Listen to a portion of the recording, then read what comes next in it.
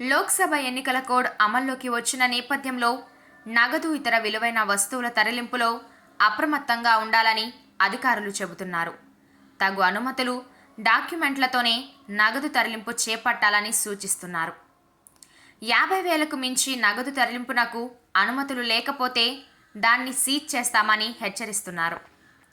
అధికారుల సూచనల ప్రకారం అత్యవసరంగా ఎవరైనా నగదు తరలిస్తుంటే దానికి సంబంధించి రసీదులు, అంటే బ్యాంకు నుంచి తీసుకున్నవి, చెల్లింపులకు సంబంధించిన పత్రాలు వెంట పెట్టుకోవాలి. దుకాణంలో సరుకులకు చెల్లించే మొత్తానికి సంబంధించి కొటేషన్ తప్పనిసరిగా ఉండాలి. నగల విషయంలో ఆర్డర్ కాపీ, తరలింపు పత్రం కూడా కంపల్సరీ. బ్యాంకులకు నగదు రవాణా చేసే సంస్థలు సాయంత్రం వరకు మాత్రమే నగదు తరలింపునకు అనుమతి ఉంటుంది.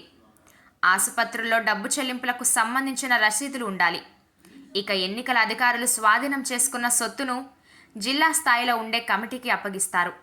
జిల్లా పరిషత్ సీఈఓ నేతృత్వంలో ఉన్నత అధికారులు ఈ కమిటీలో ఉంటారు.